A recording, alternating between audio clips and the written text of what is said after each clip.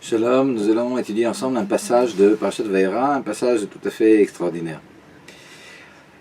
Avant le diplé, Akadosh Baruch Hu, Dieu envoie Moshe Rabbeinu et Aaron chez le Pharaon et il leur dit d'exiger du Pharaon qu'il libère les Bnei Israël. Akadosh Baruch Hu rajoute qu'au cas où le Pharaon demande qu'Aaron et Moshe lui fassent un prodige pour bien prouver qu'ils sont envoyés par une force supérieure, alors le prodige qu'il faudra faire, c'est le suivant. Alors Aaron devra prendre son bâton, le jeter à terre, et ce bâton se transformera en serpent. C'est ce que dit Akadosh Baruch Hu. Bon. Aaron et Moshe se déplacent, vont chez le Pharaon, et effectivement le Pharaon demande à ce qu'un prodige soit fait. Aaron prend son bâton, le jette, le bâton se transforme en serpent. Jusque-là, c'est exactement ce que Akadosh Baruch Hu avait dit. Et puis ici, alors, il y a une surprise, parce que le Pharaon appelle ses sorciers, et puis il demande à ses sorciers d'en faire de même. Alors les sorciers viennent chacun avec son bâton, et puis ils lancent chacun leur bâton, et tous les bâtons des sorciers se transforment en serpents. Donc on imagine, selon le nombre de sorciers qu'il y avait, une multitude de serpents maintenant en train de grouiller par terre. Et là, ce petit passage se finit par Veivla mate Aharon et matotam.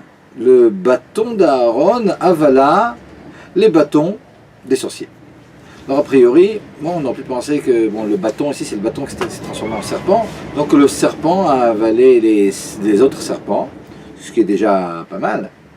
Mais Rashi nous dit quelque chose d'encore plus extraordinaire. Veivla mate Aaron, le bâton d'Aaron. Non, s'il y a marqué bâton et pas serpent, c'est réellement que c'est le bâton. Mais après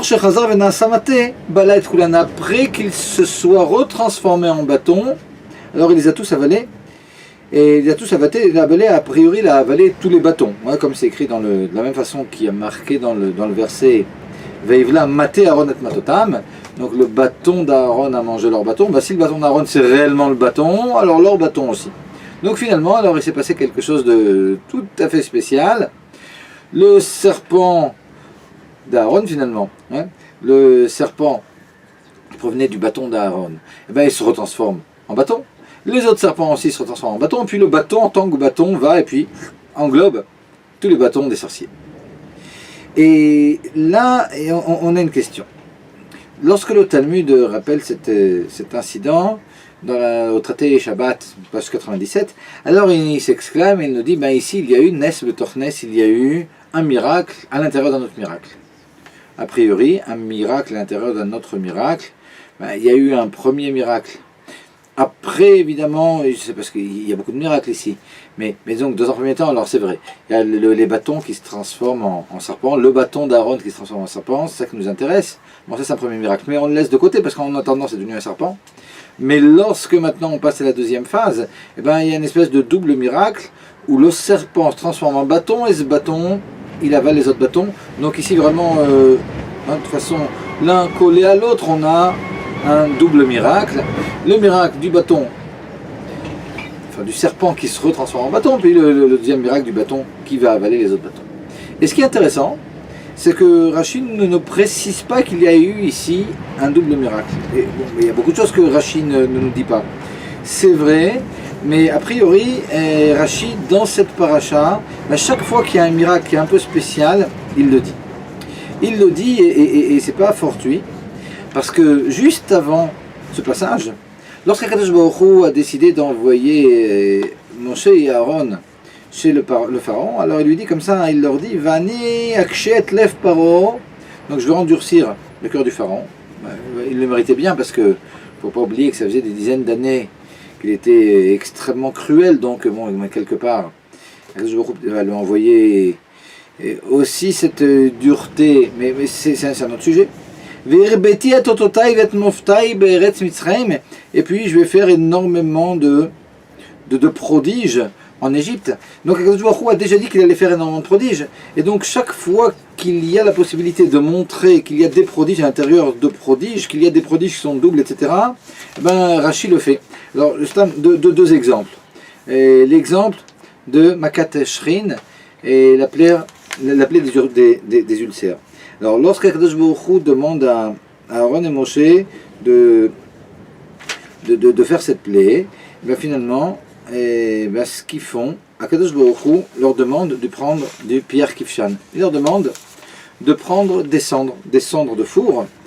Et la façon dont Akadosh Baruch Hu le demande, il leur demande de prendre Meloch Ofnechem pierre kifshan. Donc une des poignées entières de cendres. Et donc les 2 poings d'Aaron devaient être pleins de cendres, et les 2 poings de Moshe Rabbeinu devaient être pleins de cendres. Et juste après, alors on voit que Moshe Rabbeinu envoie comme ça d'un coup, tac, toutes les cendres en l'air, et puis Rashi comprend qu'il les envoie avec une seule main. Et Rashi nous dit, ouah, il y a ici quelque chose de tout à fait spécial, il y a un très grand miracle qui se fait ici, il y a une multitude de miracles, à Renissim Harbe, il y a beaucoup de miracles, nous dit ici Rashi. Pourquoi ? Parce que déjà, on voit qu'ils avaient pris 4 poignées pleines, les 2 poignées d'Aaron et les 2 poignées de Moshe Rabbeinu, et puis en un coup, Moshe Rabbeinu finalement dans une poignée, il a réussi à prendre 4 poignées pleines de cendres. Donc ici c'était déjà un miracle. Puis le deuxième miracle, c'est que lorsque ces cendres ont été envoyées en l'air, alors elles se sont répandues sur toute l'Égypte, ça aussi c'était un miracle. Et donc Rashi ici, il n'a pas perdu l'occasion de bien nous montrer qu'il y a eu un miracle, une multitude de miracles à l'intérieur de ce miracle de la plaie des ulcères. Mais juste après, il y a encore autre chose aussi, et un miracle double dans la plaie qui suit juste celle de Shrin, celle des ulcères, c'est la plaie de la grêle. Et dans la plaie de la grêle aussi, alors le verset nous dit Vaï varad ve'esh mitlakachat betoch habarad kaved meod. Il y eut de la grêle et puis il y avait du feu à l'intérieur de cette grêle. Le Rashi nous dit mitlakachat betoch habarad. Qu'est-ce que c'était que ce feu à l'intérieur de la grêle? Nes betoch nes. Il y a eu un miracle à l'intérieur d'un autre miracle. Ha'esh ve'habarad mu'ravin. Le feu et la grêle étaient mélangés l'un à l'autre alors que normalement l'eau, la grêle c'est de l'eau, l'eau éteint le feu, mais ici pour pouvoir faire la volonté d'Akadosh Baruch Hu, l'eau et le feu on fait la paix.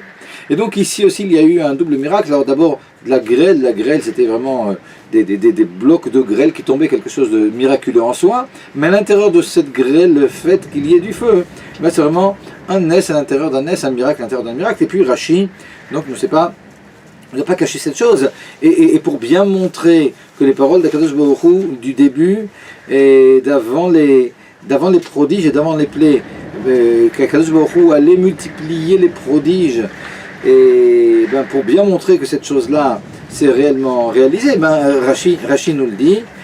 Voilà, regardez bien ici, il y a beaucoup de miracles, ici il y a un miracle à l'intérieur d'un autre miracle, etc.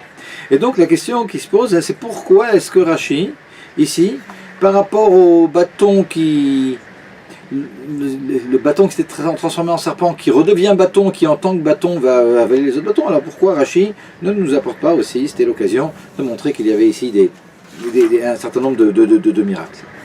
Et la réponse, elle est qu'en réalité, il faut comprendre qu'il n'y a pas 2 miracles, il y a ici un seul miracle, et puis on va essayer de comprendre aussi, après avoir expliqué pourquoi il n'y a ici qu'un seul miracle, et quelle est l'importance de tout ce passage.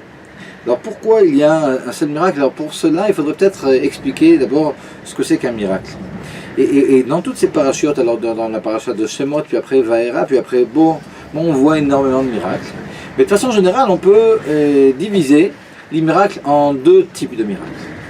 On a un premier type de miracle, on va donner des exemples, et dans lesquels alors on a une certaine nature, et puis cette nature, elle se transforme par miracle, miraculeusement, en une seconde nature. Mais une fois que ce miracle a été fait, il y a réellement une seconde nature. Au point où si l'on veut maintenant revenir à ce qu'il y avait précédemment, il faudra faire une action, refaire un miracle, mais un miracle c'est soutenu par une action qui va être faite par Moshe, par Aaron, mais il faudra finalement refaire un autre miracle pour pouvoir revenir en arrière. Alors où est-ce que l'on voit ça? Lorsque dans Parashat Shemot, Moshe Rabbeinu avait dit à Kadosh Baruch Hu, mais tu m'envoies, mais ils ne vont pas me croire les Bnei Israël. Alors Kadosh Baruch Hu lui dit, regarde, si tu veux, s'il y a un problème quelconque, tu pourras faire certains prodiges. Et Kadosh Baruch Hu propose 2, même un 3e prodige que Moshe Rabbeinu fera devant les Bnei Israël. Alors le premier, Moshe Rabbeinu et Kadosh Baruch Hu donc demande à Moshe de prendre sa main et puis de la rentrer comme ça en son sein, et il retire la main, et puis la main tout d'un coup s'est transformé en lèpre. Il a de la lèpre sur la main, une main lépreuse. Et il y a ici, quelque part, Akadosh Baruch Hu en a profité pour attirer un peu l'oreille de Moshe Rabbeinu. Non seulement il y a ici un prodige que Moshe pourra faire, mais pourquoi spécialement de la lèpre? On sait que la lèpre, c'est en rapport avec la Lashon Hara, la médisance. Et puis Akadosh Baruch Hu a voulu dire à Moshe Rabbeinu, regarde, tu as médit, tu as dit que les Bnei Israël n'allaient pas te croire. Ben voilà, c'est ce qui se passe. Les gens qui médisent, finalement ils se transforment en lépreux.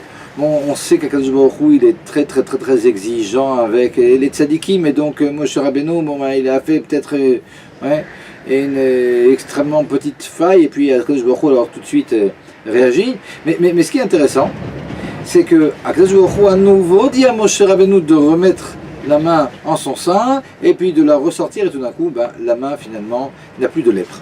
Donc on voit ici que le miracle de la lèpre, c'était un miracle d'une nature qui s'était transformée en une seconde nature, et la lèpre n'a pas disparu seule parce que réellement c'était devenu une nouvelle nature. Il a fallu faire une deuxième action, remettre la main en son sein, etc., pour produire un second miracle qui ferait revenir les choses dans leur ordre.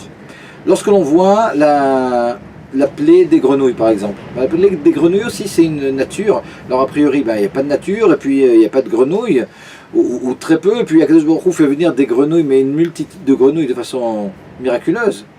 Mais lorsque la plaie doit s'arrêter, alors c'est pas que l'on voit que tout d'un coup, tac, les grenouilles, quelque part c'est peut-être une illusion, et les grenouilles on ne les voit pas comme ça disparaître, comme si elles n'avaient pas été. Finalement, ces grenouilles, il a fallu les enlever de là-bas, donc on comprend que c'était réellement une nouvelle nature qui avait été créée, ces grenouilles, et pas quelque chose de continu comme on va voir dans le deuxième type de miracle, à tel point que basé sur le Pirouche du Baal HaTurim, on nous dit que chaque Égyptien en moyenne avait dû enlever quelque chose qui s'approche de 4 tonnes de grenouilles, donc quelque chose de... On voit qu'il y avait vraiment des grenouilles, il y avait une nouvelle nature, une nature maintenant de grenouilles qui était bien présente, et puis dont il fallait se débarrasser. Par contre, il y a un deuxième type de plaie. Prenons la plaie de l'eau qui est transformée en sang. Mais lorsque l'eau est transformée en sang, on ne voit en aucun cas ni un nouveau miracle où Moshe Rabbeinu doit faire une certaine action pour que le sang à la fin se retransforme en eau, ni on voit, comme pour les grenouilles, les Égyptiens venir et puis essayer d'enlever tout ce sang. Ils ne prennent pas des seaux pour enlever le sang. Non, à la fin de la plaie, et ce sang se transforme en eau de façon tout à fait naturelle. Finalement, quelque part, et puis même en réalité, pendant la plaie, on voit que ce sang c'était quelque chose qui était pas naturel, au point où lorsque les Bnei Israël buvaient, et ce qu'ils buvaient c'était réellement de l'eau. Donc ici c'est un tout autre type de miracle, c'est pas un miracle d'une nature finalement qui se transforme en une autre nature. On voit que la nature ici du sang et des fleuves et puis de toute l'eau finalement qui s'est transformée en sang, c'était une nature qui était une nature miraculeuse, au point où quand la plaie se finit, ce miracle disparaît et c'est fini, on n'a pas besoin d'un autre miracle finalement. Le miracle disparaît, et pas comme pour les grenouilles, et qui étaient réellement des grenouilles matérielles, et puis il fallait s'en débarrasser. Et si on prend la séparation de la mer Rouge, alors là maintenant on passe à la Parashat Beshalach, et là aussi, ça nous est présenté dans le livre Sha'ar Yichud Va'emunah du Admor Zaken comme étant un miracle qui était continuel, donc pas une nouvelle nature qui a été créée, et puis maintenant, ça y est, la nature de l'eau, et que l'eau maintenant peut tenir comme ça naturellement, comme finalement deux barrières. Non, le fait qu'il y ait marqué que Akadosh Baruch Hu, pendant tout le temps de la traversée de la mer Rouge, a envoyé un vent extrêmement grand qui a fait finalement, qui a transformé l'eau en deux parois. Alors on comprend que c'est un miracle, parce que même avec un extrêmement grand vent, et on comprend que l'eau ne peut pas être séparée puis se tenir comme ça, comme deux murs.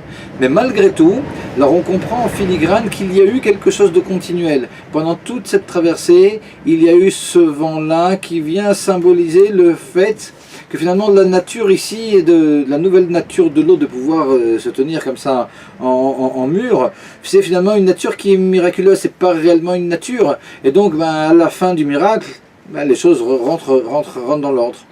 Et quelque part, on pourrait dire que tout le miracle de la création, c'est aussi quelque chose de continuel, et pas comme pour les grenouilles, pas comme pour la main lépreuse de Moshe Rabbeinu, mais réellement, on sait d'après ce que nous dit le Baal Shem Tov, ça aussi c'est rapporté dans le livre Sha'arei Yichud Ve'emunah, lorsqu'on dit Le'olam Hashem dvarecha nitzav b'shamayim, alors le premier sens que veut nous dire ici David Amelech, Le'olam Hashem dvarecha nitzav b'shamayim. Alors lorsque dans les communautés séfarades on dit ça 12 fois le jour du Yom Kippour, alors on parle de à jamais Dieu, que tes xérotes, que tes décisions qui sont difficiles, elles restent dans les cieux et qu'elles ne descendent pas à nous. Ouais, ça c'est le premier sens. Mais un deuxième sens, nous dit le Baal Shem Tov, L'olam Hashem advarecha nitzav b'shamayim, que à jamais tes paroles, il s'agit ici des paroles de la création, lorsque Akadosh Baruch Hu a dit Yehi Or, et qu'il y ait la lumière, lorsque Akadosh Baruch Hu a dit et vim avdil ben maim les maim, donc il y a une séparation entre les eaux d'en bas, les eaux d'en haut, taché arrête déchets, qu'il y ait des racines et qui poussent, oui mais birki hashamaim, et qu'il y ait des astres, etc. Toutes ces paroles, ce sont des paroles qui sont dites continuellement et puis qui restent finalement dans les cieux et qui font finalement être toute l'existence. Donc on comprend que cette existence, elle ne fait que cacher le fait qu'Akadosh Baruch Hu est un, c'est-à-dire qu'il n'y a rien d'autre qu'Akadosh Baruch Hu, mais en réalité, ça ne fait que cacher cette réelle existence. Et quelque part, s'il n'était pas écrit dans la Torah que réellement Akadosh Baruch Hu a créé le monde, on aurait du mal à croire que ce monde a une existence. Donc ce monde a une existence, mais une existence qui est miraculeuse finalement. Parce que la seule existence qui reste, c'est en réalité celle d'Akadosh Baruch Hu, et puis l'existence du monde cache cette existence et de l'essence d'Akadosh Baruch Hu qui est seule en réalité. Donc si l'on résume, donc deux types de miracles. Un premier type de miracle, on a quelque chose qui s'est maintenant transformé en quelque chose de complètement naturel. Et à partir du moment où ça a été fait, le miracle a été quelque part ponctuel. Et les grenouilles ont été faites. Et la lèpre, finalement, a touché la main de Moshe Rabbeinu. Alors c'est vrai que c'était un miracle, mais maintenant c'est fini. Et il y a une nouvelle métier, il y a une nouvelle entité. Il y a de la lèpre, de la vraie lèpre, sur la main de Moshe Rabbeinu. Il y a des grenouilles, des vraies grenouilles. Et puis après, on veut s'en débarrasser, les grenouilles, on les met dehors. Et puis la lèpre, il faudra faire un nouveau miracle pour revenir en arrière. Deuxième type de miracle, des miracles qui sont en réalité pas des réelles natures matérielles, des miracles qui sont miraculeux pendant toute la continuation du miracle. Alors c'est vrai que la création du monde, c'est peut-être quelque chose d'un peu spécial. Et prenons le miracle de la traversée de la mer Rouge, donc avec cette eau qui est séparée, un miracle qui se poursuit pendant toute la traversée, le miracle de l'eau qui se transforme en sang, etc. Et par conséquent, dans la mesure où il y a une nouvelle nature miraculeuse finalement, pas une nature réelle, matérielle, dès que la plaie se finit, dès que le miracle se finit, toutes ces choses-là, elles reviennent automatiquement à leur existence première. Ici on peut comprendre, en ce qui concerne notre maté, le maté de Aaron, qu'il n'y a écrit nulle part dans les mots qu'Aaron ou Moshe ait eu besoin de faire quoi que ce soit ici pour que le serpent se transforme en maté. C'est-à-dire que lorsque le maté, c'est-à-dire le bâton d'Aaron, a été jeté, et ce bâton est transformé en serpent, et que l'on voit juste après que ce serpent se transforme en bâton, et le bâton il va manger les autres bâtons. Alors on s'était posé la question dans le Pshat, pourquoi Rashi ne nous dit pas qu'il y a ici deux miracles. Le premier, que le serpent se retransforme en bâton et que ce bâton mange d'autres bâtons. Tout simplement parce que le premier miracle n'est pas un miracle. Le serpent qui se transforme en bâton, en réalité ce n'est pas un miracle. C'est tout simplement, le serpent est redevenu bâton. Il y avait eu ici un miracle continuel qui s'arrête tout simplement. Et donc le seul nouveau miracle qu'il y a maintenant, ben, c'est le fait que le bâton mange les autres bâtons. Et donc Rashi ne nous dit pas ça dans le Pshat. Mais ce qui est intéressant, c'est qu'on a déjà vu un événement qui ressemble, un événement d'un bâton qui se transforme en serpent, et qui se retransforme en bâton, mais de façon complètement différente en réalité. Parce que lorsque dans Parashat Shemot, on a dit que Akadosh Baruch Hu, donc après la demande de Moshe, mais qu'est-ce qui va se passer s'ils ne me croient pas, ils ne vont pas me croire, les Bnei Israël. Et Akadosh Baruch Hu donc le punit, alors il lui dit comme ça de faire un certain nombre de prodiges, mais il le punit aussi dans les 10 prodiges. Alors le premier, on a dit que c'était la main avec la lèpre, etc. Mais il y a un autre prodige qu'Akadosh Baruch Hu lui demande de faire. Akadosh Baruch Hu lui dit, prends ton bâton, jette-le par terre. Il le jette par terre et puis le bâton se transforme en serpent. Donc exactement quelque chose qui ressemble à ce qu'il y a dans notre paracha avec le bâton d'Aaron qui devant Paro, devant le pharaon, se transforme en serpent. Ouais, c'est ce qu'Akadosh Baruch Hu avait demandé dans Parashat Shemot à Moshe Rabbeinu de faire. Alors Rashi nous explique pourquoi il se transforme en serpent. Parce que le serpent, ça représente le serpent, le premier serpent, à Nachash Kadmoni, le serpent qui avait parlé à Ève, à Chava. Et puis ce serpent, il représente le Lachon Hara, ouais, la première médisance, la première mauvaise parole, c'était celle du serpent finalement. Et là aussi d'une autre façon, alors on a l'histoire de lèpre et puis on a aussi l'histoire du serpent. Akadosh Baruch Hu veut dire à Moshe Rabbeinu d'une autre façon, tu vois, tu as médit, tu as mal parlé et des Bnei Israël, et par conséquent ce bâton se transforme en serpent. Mais lorsque il a fallu maintenant que ce serpent se retransforme en bâton, Akadosh Baruch Hu a demandé à Moshe Rabbeinu de faire une action, c'est-à-dire contrairement à ce qu'on a dans notre paracha, on ne voit absolument pas d'action qui est faite, et donc le serpent c'était pas un réel serpent, c'était quelque chose de miraculeux, et puis ce serpent disparaît, tout d'un coup il redevient bâton. Chez Moshe Rabbeinu, Akadosh Baruch Hu lui dit attrape-le par la queue, alors Moshe l'attrape par la queue, et puis au moment où il l'attrape par la queue, ce serpent se retransforme en bâton. Et donc on comprend que, contrairement à ce que l'on a ici, dans l'autre paracha, réellement, le serpent, c'était un vrai serpent. C'était un vrai serpent, et donc il fallait faire une deuxième action pour refaire un miracle de retransformer finalement le serpent en bâton. Alors on pourrait dire, bon, d'accord, on a compris, alors ça répond bien à la question. Et ici, dans la mesure où le serpent se retransforme en bâton automatiquement, alors on comprend qu'on n'avait pas réellement, comme dans la paracha précédente, et un miracle qui avait transformé quelque chose en nouvelle nature et qui nécessitait donc un deuxième miracle. Mais on a un miracle qui se poursuit et puis quand il se finit, ok, on a compris, le serpent se transforme en bâton naturellement. Et donc il y a un seul miracle qui est le miracle du bâton qui mange le bâton. Ok, mais on pourrait se demander, bon, c'est-à-dire, mais pourquoi il y a cette différence? Qu'est-ce qu'il y a de différent dans le bâton de Moshe Rabbeinu, celui d'Aaron? Pourquoi? Et ici c'est très beau. L'explication c'est la suivante. En ce qui concerne Moshe Rabbeinu, il fallait absolument bien montrer à Moshe Rabbeinu que avoir mal parlé des Bnei Israël, c'était réellement une médisance qui rappelait la médisance du serpent. Donc il fallait absolument que le serpent ce soit un vrai serpent, pour bien montrer que réellement ce qu'avait fait Moshe Rabbeinu c'était quelque chose de grave et qui rappelait ce qu'avait fait le serpent Nachash Kadmoni, le premier serpent. Et donc il fallait que ce bâton se transforme en un serpent matériel, un réel serpent, une vraie réalité de serpent qui demandera après pour disparaître un nouveau miracle. Et ça c'était l'enseignement, le moussar qu'Akadosh Baruch Hu a voulu donner à Moshe Rabbeinu. Mais ici il fallait absolument que ce soit le contraire. Et pourquoi il fallait que ce soit le contraire? Alors pour ça il faut qu'on comprenne un peu toute la symbolique qui se cache derrière le bâton, le serpent, le bâton qui se transforme en serpent et le serpent qui se retransforme en bâton. Alors regardez. Le bâton, le maté, alors, maté, bâton, ça veut dire aussi ataya, celui qui se tourne. Celui qui se tourne, le maté, ça veut dire aussi mata. Mata, c'est ici-bas. Et le bâton ici, ce qu'il représente, d'ailleurs dans la Kabbalah, lorsque l'on parle de l'enchaînement des mondes, on parle aussi d'un bâton, on parle d'une chaîne ou d'un bâton.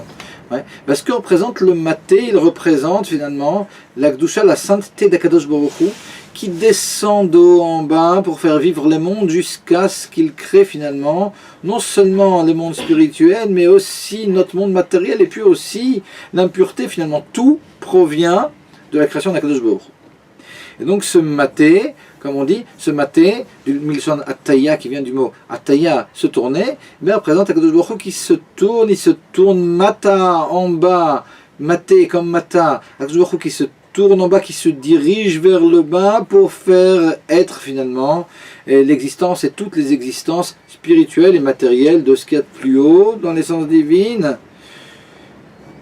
De l'essence divine, finalement, tout va découler. Et comme on dit, non seulement tout va découler, mais ce qui va découler aussi, c'est l'impureté qui provient aussi, finalement, de la volonté d'Akadosh Baruch Hu pour qu'il y ait libre arbitre, etc., etc. Ce que représente le serpent, alors le serpent, en dehors du fait qu'il représente, on a dit, bon, le serpent de Adam Arishon, mais le serpent, si on lit la Haftara dans Parashat Ve'era, donc notre Haftara, l'Haftara qui est sortie d'un passage du prophète Ézéchiel au chapitre 29, ben, il y a ici un passouk, un verset qui est extraordinaire.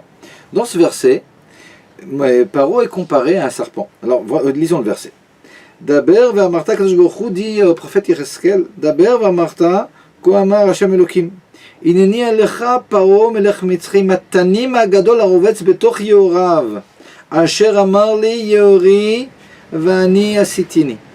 Alors, le pharaon, il est comparé ici dans le verset, le pharaon roi d'Égypte, il est appelé à Tanim Agadol. Alors le Tanim ici, c'est comme le Tanim que l'on a dans notre paracha, c'est le grand serpent, Arovetz Betoch Yehorav, qui se couche à l'intérieur du fleuve, Asher Amar, non Asher Amar Li comme j'ai lu, Asher Amar Li Yori Vani Asitini, qui a dit, le Yehor, le Nil, il est à moi, Vani Sitini, c'est moi qui l'ai fait.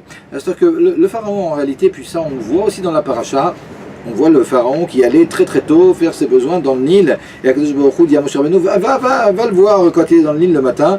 Pourquoi il faisait ça? Alors Rachid nous dit, il se prenait pour une divinité. En réalité, là-bas ce qu'on voit, c'est surtout qu'il voulait faire croire aux autres qu'il était une divinité, donc il ne fallait pas que les gens sachent qu'il fait des besoins lui aussi, donc il allait les faire tôt quand personne ne le voyait, et là-bas, et c'est comme ça que Moshe Rabbeinu va le prendre la main dans le sac, pour bien lui montrer que bon, il sait exactement de quoi il s'agit. Mais disons que quand on lit Rashi, on peut dire que bon, c'est un imposteur. Mais lorsque l'on lit la Haftara, on s'aperçoit que c'est beaucoup plus qu'un imposteur, c'est vraiment un fou, quoi. C'est quelqu'un qui réellement était rentré dans son jeu et puis qui se prenait réellement pour une divinité au point où ce serpent et le pharaon pensaient que c'est lui qui avait créé le Nil. Vani Asitini, c'est moi qui me le suis fait finalement. Donc il pensait lui-même avoir créé le Nil. Maintenant, ce qui est intéressant, c'est que l'on apprend, les Chachamim nous disent, que dans cette Avodah Zara, le pharaon et puis toutes sortes d'autres idolâtres appelaient malgré tout Akadosh Baruch Hu Elaka d'Elkaya. Ils appelaient Akadosh Baruch Hu le Dieu des dieux. Et là, il y a quelque chose qui est intéressant, c'est que quelque part, alors il y avait une connaissance chez le pharaon, peut-être pas d'Akadosh Baruch Hu comme on le connaît, Yud Kevavke, mais de quelque chose qui était supérieur. Ouais. Donc il se prenait pour un dieu, il savait qu'il y avait quelque chose d'autre qui était plus haut, malgré tout. Mais malgré tout, il se considérait quand même pour un dieu et il pensait malgré tout qu'il avait une entité qui était complètement séparée. Alors, peut-être que dans la source, il y avait eu un rapport entre le Dieu créateur et lui, et quelles étaient ses théories. Alors ça, il faudrait vraiment aller chercher pour les comprendre. Mais ce qui est sûr, c'est que dans l'état actuel des choses, où maintenant Pharaon est un dieu à ses yeux, eh bien, Akadosh Baruch Hu, ouais, qui peut reconnaître peut-être comme Dieu, est complètement différent, indépendant. Il se sent indépendant, il ne se sent absolument pas en rapport, et évidemment aucune dépendance avec Akadosh Baruch Hu. Et lorsque Moshe Rabbeinu va prendre, ou ici Aaron, va prendre ce maté, va prendre ce bâton. Ce bâton, on a dit, qui représente la taïa d'Akadosh Baruch Hu, finalement le pouvoir créateur d'Akadosh Baruch Hu, qui comme un bâton comme ça va descendre et puis va faire être tout le monde spirituel et matériel jusqu'à ce qu'il fasse être aussi la Touma. Et ben, ce que montre ici Aaron dans ce bâton qui se transforme en serpent, c'est toi le serpent, ouais, comme nous dit ici Yecheskel, le pharaon, c'était donc, il est représenté par le serpent. Toi le serpent, ouais, ne crois pas que tu es une entité qui est séparée, parce que c'est le bâton lui-même qui s'est transformé en serpent, donc non seulement Akadosh Baruch Hu fait être toute la Kedusha, mais même cette Touma finalement, ben, c'est Akadosh Baruch Hu qui l'a fait être. Non seulement c'est Akadosh Baruch Hu qui l'a fait être, mais à la fin des temps, ben, tu verras que tu seras nouveau, tu retourneras, et lorsqu'il n'y aura plus de Touma, et puis que la Touma disparaîtra, ben, et qu'il n'y aura qu'Akadosh Baruch Hu de clair sur terre, et bien finalement toute cette entité de Touma disparaîtra, puis tout finalement sera réenglobé dans le bâton, c'est-à-dire dans l'existence divine. Mais pour pouvoir bien faire passer le message, ben, il fallait absolument qu'il n'y ait qu'un miracle, qui est un miracle, et donc le second du bâton, mais bien montrer qu'en réalité, lorsque le bâton s'est transformé en serpent, contrairement au serpent de Moshe Rabbeinu, qui devait être un réel serpent indépendant, quelque part, pour bien montrer à Moshe Rabbeinu, tu as fait du Lachon Hara, et donc tu es en rapport avec ce serpent.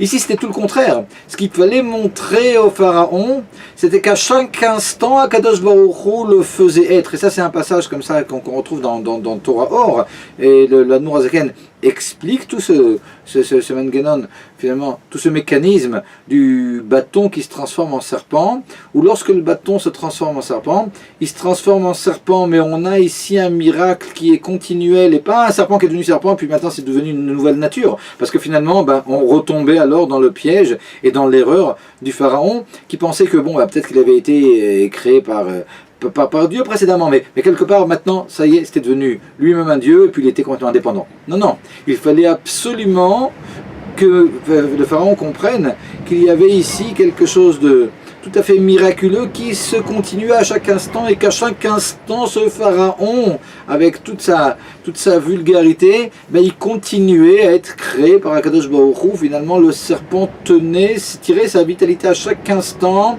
de ce bâton, et donc il n'y avait absolument pas besoin de faire quoi que ce soit pour qu'il se retransforme en bâton en fin de compte, parce que de toute façon, il n'avait jamais été réellement un serpent qui avait été indépendant. Et ça, c'était comme ça, et l'idée que je voulais faire passer. Et peut-être que ce qu'on peut comprendre à notre niveau, c'est que toutes les choses qui viennent dans la vie nous déranger dans la Avodat Hashem, et ben finalement ça représente un peu ce serpent. Ben c'est très encourageant de comprendre qu'en réalité, ben ces choses-là, ce sont des choses qui n'ont pas réellement d'entité, alors qui peuvent nous faire peur, mais lorsque l'on comprend qu'en réalité tout ça c'est la volonté d'Akadosh Baruch Hu, puis qu'Akadosh Baruch Hu à chaque instant c'est lui qui se transforme et qui nous apparaît comme ça, un petit peu comme un serpent, mais uniquement pour nous encourager, pour nous réveiller, pour que l'on prie, pour que l'on agisse, etc. Ben finalement, c'est quelque chose qui est encourageant, puis qui donne beaucoup d'optimisme. Bézant Hachem, que l'on sache ouvrir les yeux, puis retrouver autour de nous uniquement qu'Akadosh Baruch Hu, jusqu'à ce que les choses soient tout à fait claires à tous lors de la Géoula Amitit V'Ashlema Bekarov Mamash.